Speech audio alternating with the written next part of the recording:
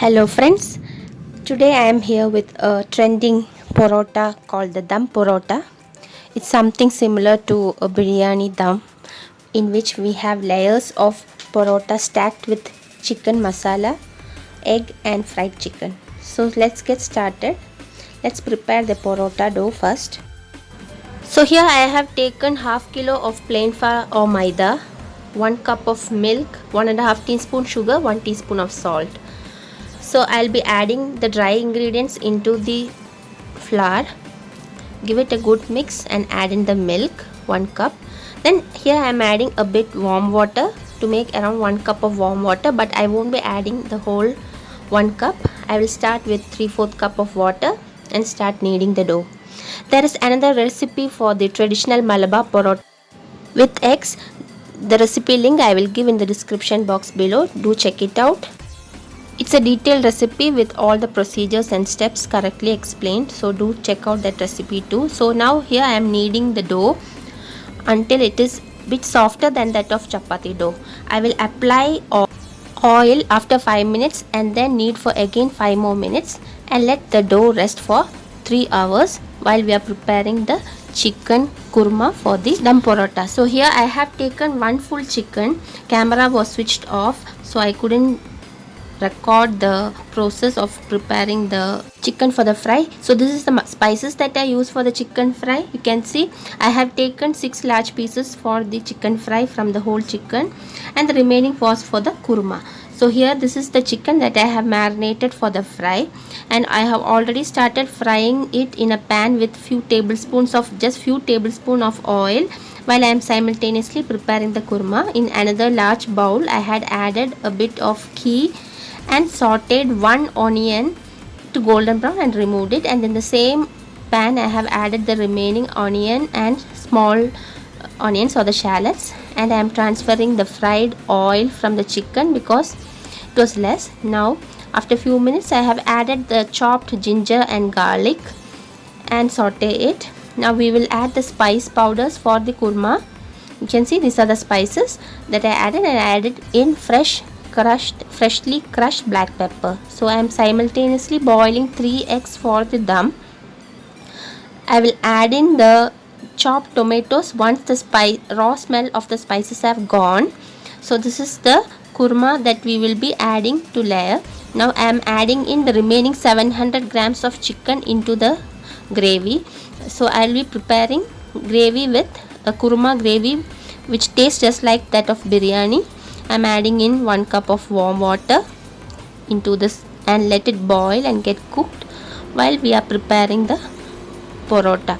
Okay, so I will cover and cook for around half an hour until the chicken gets cooked in slow flame.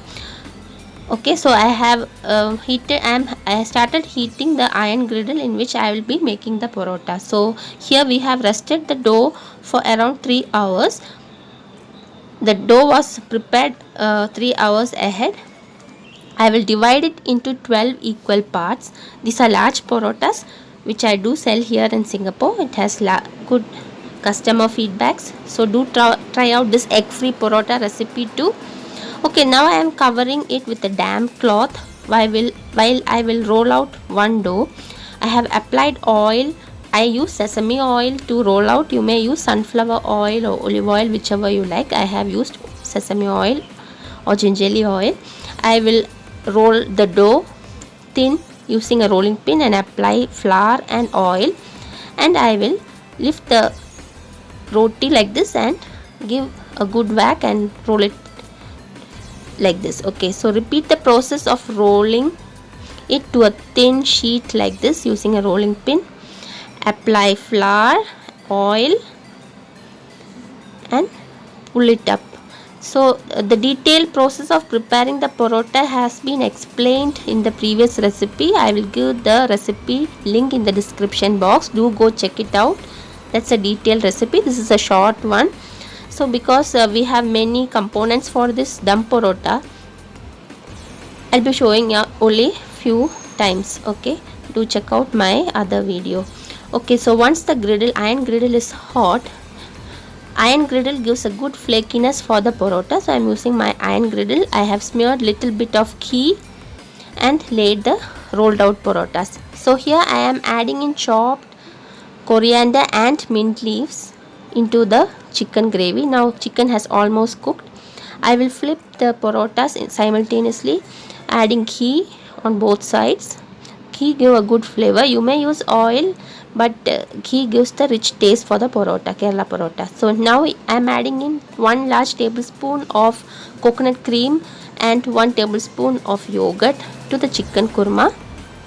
So this is a special chicken kurma which tastes exactly like that of biryani. Here I have used normal garam masala, which is a mixture of cloves, cardamom and cinnamon. Okay, so now I am taking out the parota and adding a new one.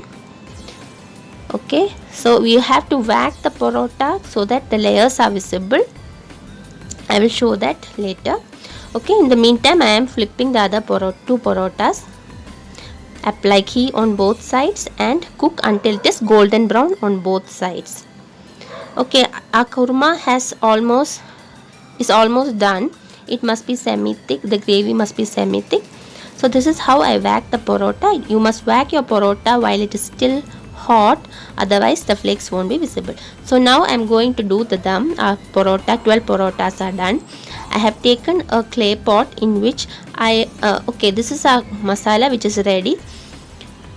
Okay, so in each pot I am layering just 3 parota. So I have 4 pots, and this is the onion that I have fried in ghee along with some cardamom, along with cashew nuts and raisins. So I will layer 2 layers of banana leaf in the pot, top it off with masala, a bit of masala. Then I will place the first parota. You can see how soft the parota is. Even without egg, you can see how flaky and soft the parotas are. Okay, now I'll place a small piece of chicken along with some gravy. I don't like my parota to be over soft, so I will just place this much of masala. I will garnish with some cashew nuts and raisins and fried onion. On top I will place another parota.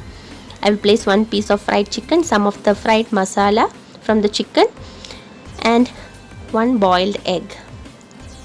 Okay, so 4 of us, 12 parota is more than enough. Actually it is too heavy. The parota is too big actually. So kids can usually have just 1 parota. It is very big in size. Okay, so I will layer off with the third parota. Place some more gravy on top. Garnish off with fried onions, cashew, kismis and mint leaves. Now cover this pot with a lid, tight lid. It must be a tight lid. If you don't have a tight lid, you can just place the banana leaf on top and tie it with a string if you don't have a lid. I have a lid for my clay pot, so I am covering it like this, and I will place it onto the flame in low flame for 10 minutes. So the dum is okay, as this one I am doing the second pot. I have placed 2 layers. I have folded 1 banana leaf into 2, folded it. I am placing a small scoop of the gravy, a chicken kurma gravy. This is a very tasty kurma. You can have it just like that, but here I am making it into a dum. Actually this gravy can be layered on basmati rice to prepare your biryani. Okay, so here I am doing a dum with parota. So it's called dum chicken parota, and now it is very trending in Kerala. Okay, so I am topping off with the fried cashew nuts, raisins, mint leaves, and the last layer